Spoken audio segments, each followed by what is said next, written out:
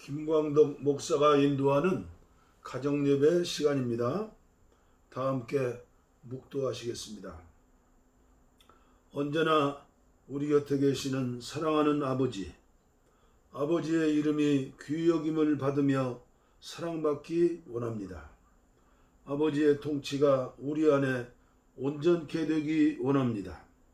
아버지의 뜻이 하늘에서 이루어진 것 같이 여기 이 땅에서도 이루어지기 원합니다. 오늘 우리에게 필요한 것은 오늘 우리에게 주옵소서. 어떤 모양으로든 우리에게 잘못하는 모든 이들을 우리가 용서하는 것 같이 아버지께 대한 우리의 죄와 잘못을 용서해 주옵소서. 우리가 유혹을 당하지 않게 해주시고 모든 나쁜 일에서 건져 주옵소서. 아버지가 주관자이시며 모든 권세가 아버지께 있으며 모든 영광도 영원히 아버지의 것이기 때문입니다. 그것이 바로 우리가 원하는 바입니다. 아멘. 우리 다 함께 찬송가 452장입니다. 통일 찬송은 505장이네요.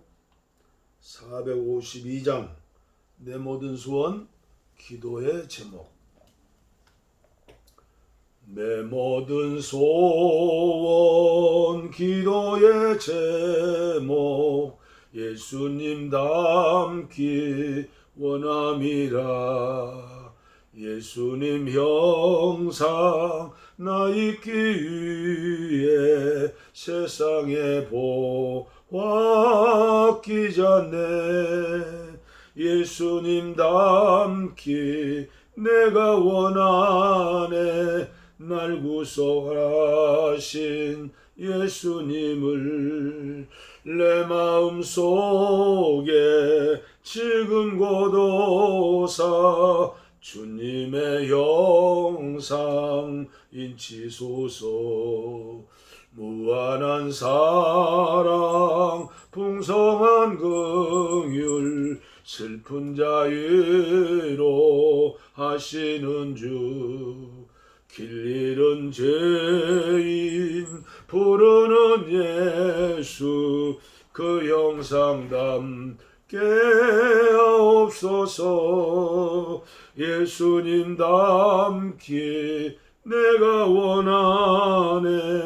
날 구원하신 예수님을 내 마음속에 지금 고도사 주님의 형상 인치소서. 겸손한 예수 거룩한 주님 원수의 멸시 참으시사 우리를 위해 고난을 받은 구주를 담게 하옵소서. 예수님 닮기 내가 원하네. 날 구원하신 예수님을 내 마음속에 지금 고도사 주님의 형상 인치소서. 아멘. 아멘. 이 시간 우리에게 주신 하나님 말씀은 계속해서 산상보훈의 말씀 연속되는 말씀이죠. 마태복음 7장 13절로 14절 말씀입니다. 제가 봉독해 올리겠습니다. 좁은 문으로 들어가라. 멸망으로 인도하는 문은 크고 그 길이 넓어 그리로 들어가는 자가 많고 생명으로 인도하는 문은 좁고 길이 협착하여 찾는 자가 적음이라. 아멘. 유진 피터슨의 메시지입니다. 하나님께 이르는 지름길을 찾지 마라. 세상에는 여가 시간을 활용하는 것만으로도 성공하는 인생에 이를 수 있다고 말하는 쉽고도 확실한 공식들이 넘쳐난다. 그렇게 하면 천국은 문제없이 따는 당상이란 말이죠. 대다수 사람들이 그런 말에 속겠지만 너희는 속지 마라. 생명 곧 하나님께 이르는 길은 정신을 바짝 차려야 갈 수 있는 힘든 길이다. 아멘. 어제 말씀에 이어서 우리는 어떻게 살아야 하는가? 좁은 문, 좁은 길로 갈 것인가? 넓은 문, 넓은 길로 갈 것인가? 선한 목자, 진실한 목자가 될 것인가? 거짓 목사가 될 것인가? 다른 사람 얘기가 아니죠. 나에게 중요한 메시지죠. 좋은 열매를 맺는 좋은 나무인가? 나쁜 열매를 맺는 나쁜 나무인가? 반석 위에 집을 짓는 목수인가? 건축자인가? 아니면 모래 위에 집을 짓는 그런 목수인가?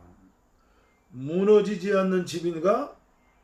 창수가 나고 태풍이 불고 홍수가 나도 무너지지 않는 견고한 집인가?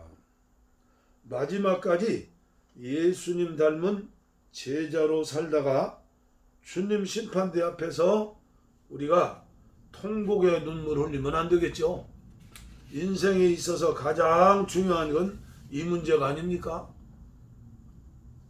로마서 8장 말씀처럼 살기 위해 생명의 성령의 법에 대해서 오늘 가정예배 시간에 말씀드린다고 약속을 했습니다. 그러나 저희 마음이 조금 달라졌습니다. 사실은 로마서 8장의 생명의 성령의 법 전체를 설교하는 데는 1시간이 아니라 10시간 이상 걸리는 것이죠. 그리고 제가 안다고 해서 그렇게 사는 것도 아니고 그렇게 살아보려고 성령님을 의지해서 힘쓰고 애쓰는 것이죠. 다행히 어제 저에게 꼭 필요한 책 한 권이 배달되었습니다.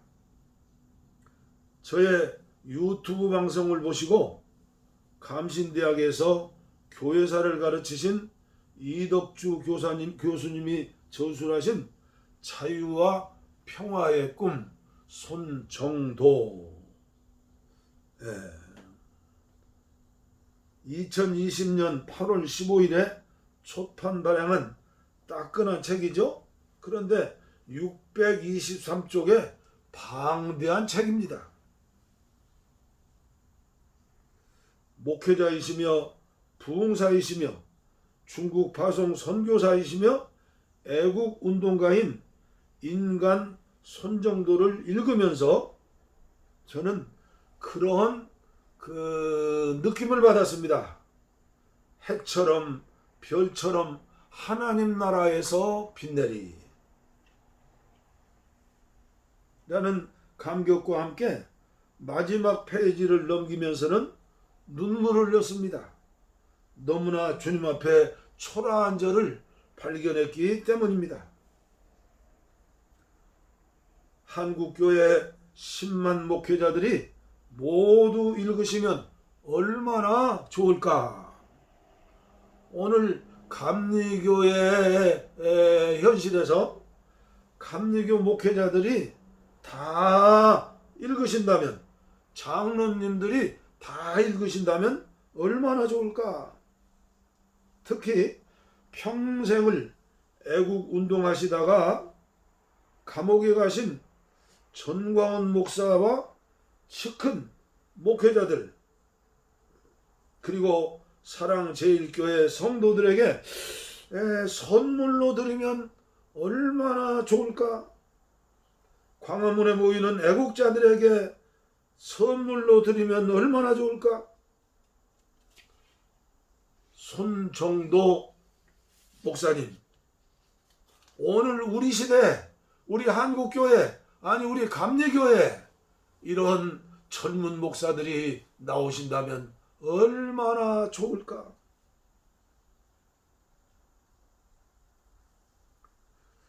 그 두꺼운 책을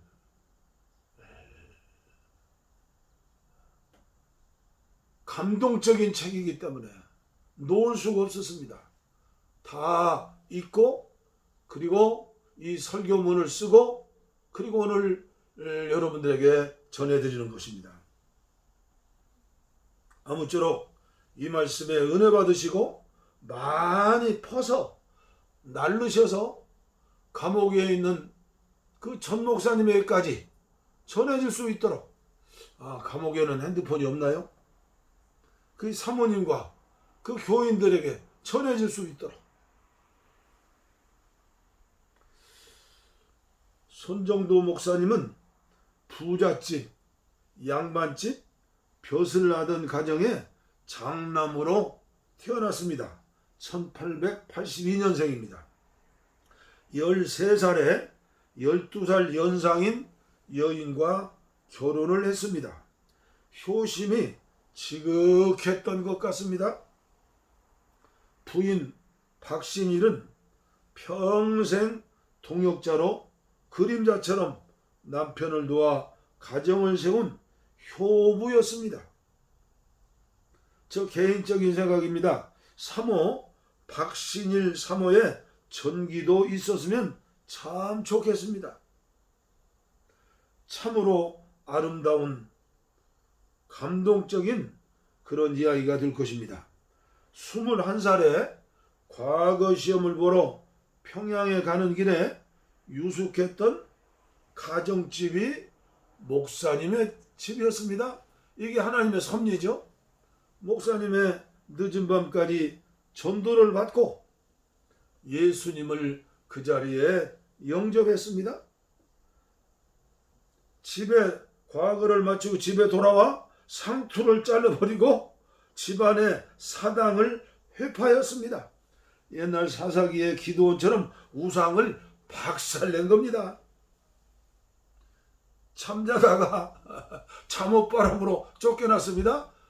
잡혔으면 죽는 겁니다. 평양으로 도망가서 선교사 가정에 집사가 됩니다. 1907년에 평양 대부흥 때 불같은 성령의 은혜를 체험합니다. 그때 1907년 때를 평양의 오순절이라고 그러죠. 오순절. 책에 이렇게 나옵니다.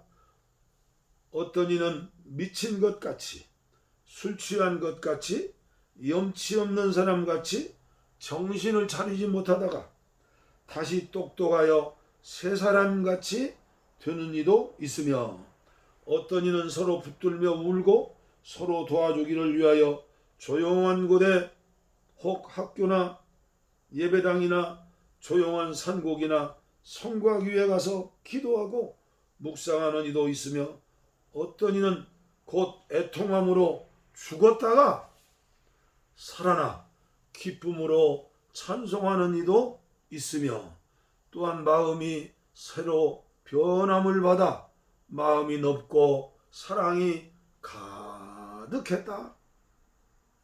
남사년 감리교회 주일 예배와 한 주간 예정이 없었던 특별 사경회 때 일어난 현상을 말씀하고 계시는 것입니다. 21살과 25살까지 선교사 가정에 집사를 하면서 숭실학교에 다닙니다. 손정도가 얼마나 기도와 전도에 열심했는가의 기록입니다. 숭실중학교에 재학 시에 20리 내외 되는 성 밖에 전도 다닐 일들이 있었다. 어떤 날 외촌교회에 다녀오는 길에 나지막한 언덕 잔잔한 솔밭에 몸을 이끌었다. 어떤 탐스런 솔폭이 되어 엎드려 기도를 하기 시작하였다. 기도를 얼마 동안 하였던지 밤을 새었다. 성령에 사로잡혔죠. 또 혹은 귀 뒤에 허연 눈이 키를 넘도록 쌓였다. 이는 다 기도를 그치고 일어날 때에 처음 한 감각이었다. 부끄럽네요. 또 때로는 학교 기도실에서 밤을 보내인 적도 한두 번이 아니었다. 손정도는 다른 글에서 3층천 기도라고 설명했다고 이덕주 목사님은 이렇게 썼습니다. 3층천 기도. 여러분들 해보셨습니까? 바울사도처럼 3층천 기도. 평생을 기도한다면서도 저는 맛도 보지 못했습니다. 그는 26살에 진남포와 삼화구역 서리전도사로 파송됩니다. 그에게는 성령님이 함께 하셨기 때문에 잠깐 동안에 1000명이 예배할 수 있는 예배당을 건축합니다. 왜요? 1000명 이상의 교회로 부흥하고 발전했기 때문입니다. 인간이 목회하는 게 아니라 성령님이 목회하는 거죠. 그러나 그의 관심은 교회 부흥이라든가 육신적인 안일함이라든가 물질의 풍요함이 아니었습니다. 그의 관심은 선교와 나라 사랑이었습니다. 하나님의 나라를 세우는 목적이었습니다. 그는 28세 연회 파송 선교사로 중국 봉천을 거쳐 산회관에서 선교사 훈련을 받으면서 중국어를 마스터했죠. 그 30세 미 감리교 연회 서울에서 열렸는데 중국 하얼빈 선교사로 정식 파송을 받습니다. 그러나 카츠라 암살 음모 사건으로 억울하게 서울 경무청에 압송되어 잔인한 고문을 받습니다. 책에 보니까 상상할 수 없는 고문입니다. 그러나 그는 입을 다물었습니다. 저는 모릅니다.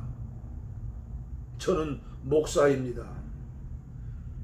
그리고 10월에 보안법 위반으로 1년간 진도교회는 진도로 유배되어서 그때 일제시대 유배가 있었던 모양이죠. 그곳에서 활동을 제한받고 있는데 거기서 또 가정 예배를 드리고 또 예배를 인도하니까 사람들이 꾸역꾸역 모여들지 않겠습니까? 자기를 감시하는 형사 순경들이 거기 참석해서 아멘 할렐루야 부르면서 찬양하고 예배했다는 것 아닙니까? 고문 후유증으로 힘들고 어려운 그 시간을 그래도 회복할 수 있는 기한이 되었다고 그러죠.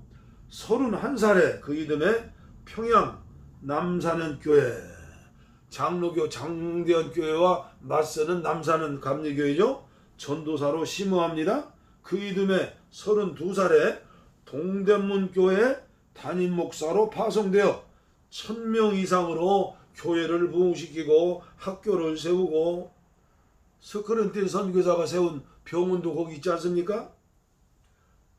11월에 정동교회 부흥회를 인도합니다. 그리고 협성신학교에 복학합니다. 지금 감리교 신학대학이죠. 우리 한국의 400여 신학대학 중에 가장 역사가 깊은 오래된 신학대학이 냉천동에 있는 감리교 신학대학이죠. 신학생인데 전도사인데 그 당시 선교사님들이 감리사인데 감독인데 인정을 받은 겁니다.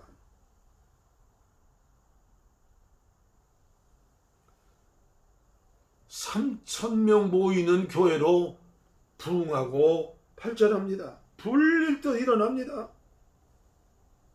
36살에 협성신학을 졸업합니다. 그리고 정의원 목사로 안수를 받습니다. 그는 전국적으로 초빙받는 유명한 최고의 부흥사가 되었습니다. 얼마나 아무리 가난했던 그 시절이라도 얼마나 풍성하고 그리고 명예롭고 소문난 한국 감리교회 최고의 목회자 부흥사 아닙니까? 그러나 그는 36살에 정동교회 담임 목사를 사직하고 휴직하고 평양으로 들어갑니다. 그리고 이듬해 37살에 중국으로 망명을 합니다. 그는 미국 연회에서 휴직 처리됩니다. 그는 잃어버린 나라를 구원하기 위하여 임시정부를 세우는 핵심 멤버가 됩니다. 김구 선생과 이승만 박사를 초빙했던 분이 손정도 목사님이십니다. 1919년 의정원 의장으로 활약합니다. 초대 의장이죠. 그리고 헌법개정위원회 위원장으로 활약합니다. 그리고 그는 대한적십자를 창립하는 상임위원으로 2대 총재가 됩니다. 지금 우리 한국의 대한적십자사 아시죠? 그의 신학입니다.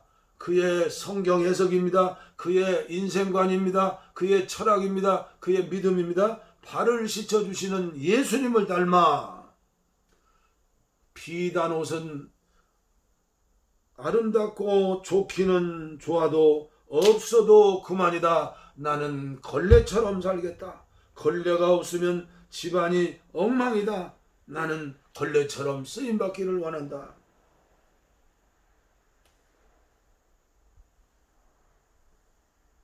그 당시 우리가 역사를 비해서 알지만은 얼마나 사개 임시정부가 분열되었습니까? 이승만 박사를 대통령으로 옹립하는데도 1등 공신이 손정도고 김구 선생을 모셔와서 또 올리는데 1등이죠. 자기는 걸레처럼 섬기는 거예요. 섬겨. 싸우지 말자고. 분열하지 말자고.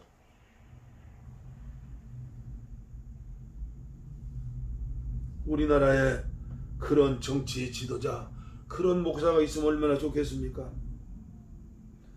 46살에 모든 것을 뒤로하고 미 감리교회 연회 평양에서 길림교회와 앵목현교회 담임 목사가 파송되어 갑니다. 그는 선교입니다. 선교. 정동교회에서 3년, 동대문교회에서 1년 있으면서도 부흥회 다니면서도 선교를 외쳤습니다. 애국을 외쳤습니다. 사랑을 외쳤습니다.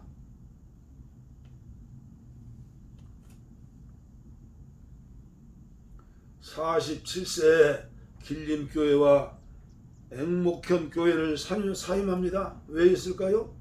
고문 후유증으로 그 추운 나라에서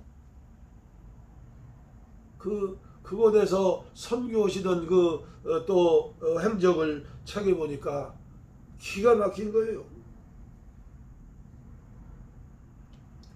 49세 1931년 고문 후유증으로 길림에서 별세하십니다.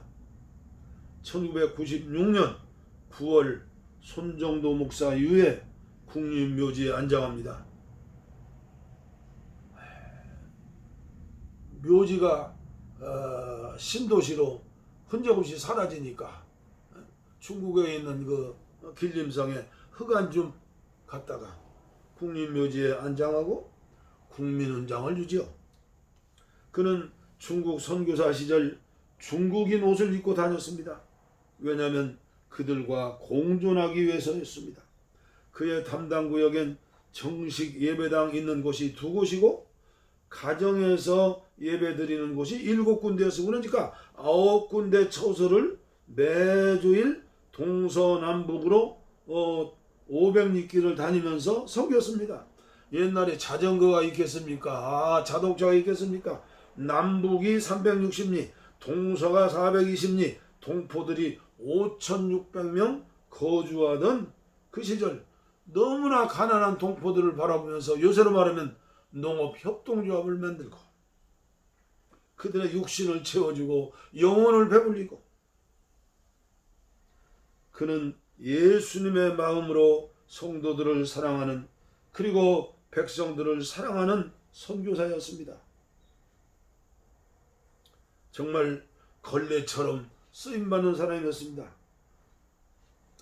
그 손정도 목사님과 학교에서 동창이었던 김영직이죠. 김영직이 누구죠? 김일성의 아버지 아닙니까? 김일성이가 감옥에 있을 때 또 이에게서 풀어주고 손정도 목사는 김일성의 고백입니다. 손정도 목사는 어머니의 싹바느질과 싹빨래로 겨우 유지되어가는 우리 집의 구체한 살림살이를 그리고 나의 학비를 여러 번 보태주었다.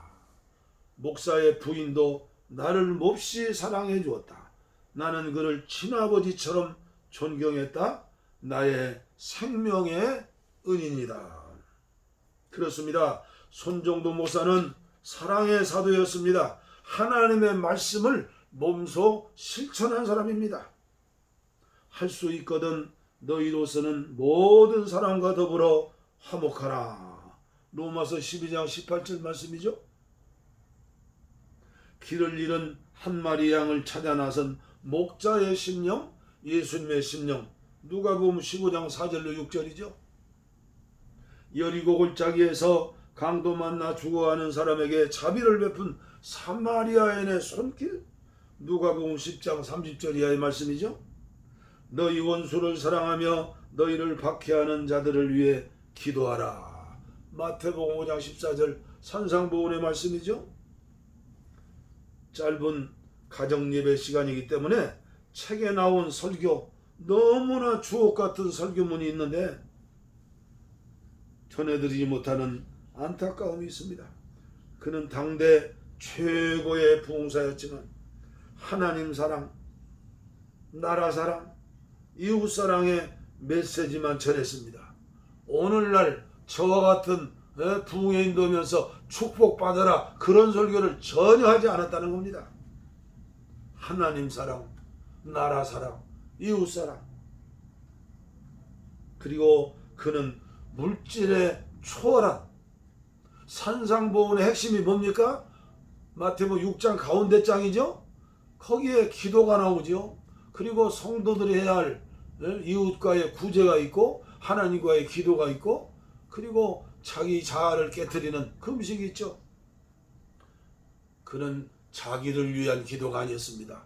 그 나라와 의를 위한 기도였습니다. 그 나라와 의를 위한 부흥이었습니다. 목회였습니다. 삶이었습니다. 그는 물질에 대해서 이렇게 얘기했습니다. 배가 물 위에서 떠서 앞으로 노져가지만 만약에 배에 구멍이 나면 침몰한다.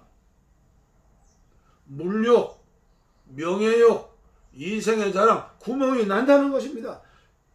손정도 목사님은 이 원리를 깨달았습니다. 선악과 실과를 쳐다보지 않았습니다. 생명과 실과 예수만 바라보고 예수님의 마음으로 예수님을 위하여서 하나님의 영광을 위해서 짧은 인생, 그러나 영원한 인생을 사셨습니다. 특별히 감사한 것은 시편 37편 25절 말씀대로 여호와를 기뻐하라. 내 마음의 소원을 들어주겠다. 의인의 자식이, 사랑의 자식이, 자식들이 깡통 차고 걸식하는 걸 보지 못했다. 그의 큰아들 장남은 우리나라 해군을 창설한 제도가 아닙니까? 그리고 국방부 장관이 되고 영국이 어디 또 대사가 되지 않았습니까? 그의 동생도 회사의 사장이 되고 회장이 되고 그의 손주도 아주 사업하는데 그 머리글을 그 할아버지를 생각해서 글을 썼는데 명문을 썼어요. 그 글만 보아도 그 손주 장로님의 마음속에 예수님으로 사랑으로 가득 찬 것을 저는 볼 수 있었습니다. 예배에 참석하시는 유튜브를 보시는 귀하신 성도님들, 주의 종님들, 우리 함께 기도해야겠습니다. 우리 한국교회, 한국감리교회 30대 교회를 세우고 잃어버린 나라를 세우기 위해서 임시정부를 세우고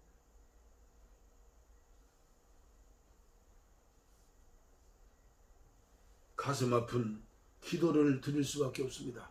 저와 같은 사람은 77살 인생의 황혼, 조르바의 잠언에 나오는 그 잠언이 생각나요.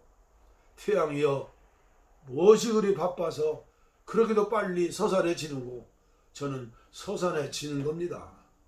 여러분들 저 욕하지 마시고 오늘 이 메시지 예배를 많은 분들에게, 감옥에 있는 그 사모님에게, 사모님이 저랑 신학교 동창생이요.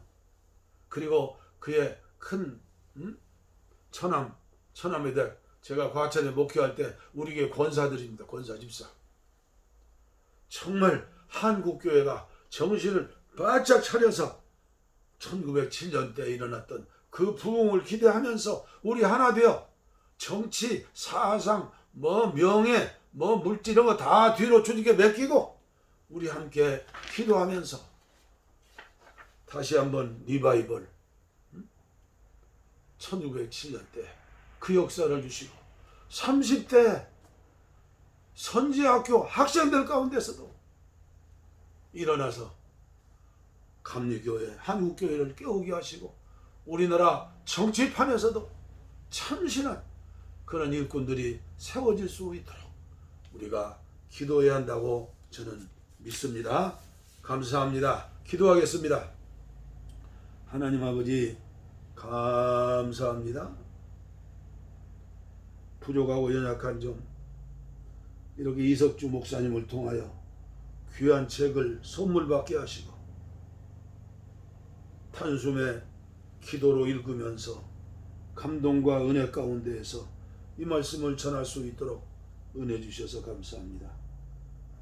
화살처럼 목적 없이 날아가는 메시지나 예배가 되지 않게 하시고 주님이 받으시고 이 메시지를 널리 전해서 제2의 손정도, 제3의 손정도, 제100의 손정도, 제1000의 손정도 나오게 하여 주시고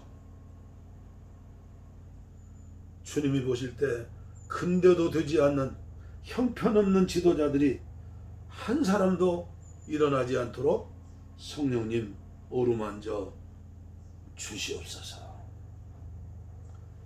연약한 자, 병든 자들을 위해 기도합니다. 병든 곳에 손을 얹었습니다.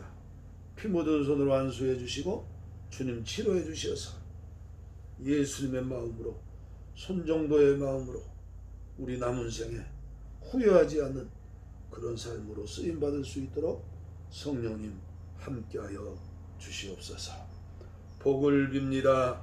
이제는 우리 주 예수 그리스도의 은혜와 하나님 아버지의 무한하신 사랑과 성령의 감동, 감화, 교통, 충만, 치료하심이 이제로부터 영원토록 함께하옵시기를 간절히 축원하옵나이다.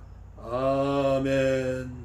우리의 소원은 통일, 꿈에도 소원은 통일, 이 정성 다해서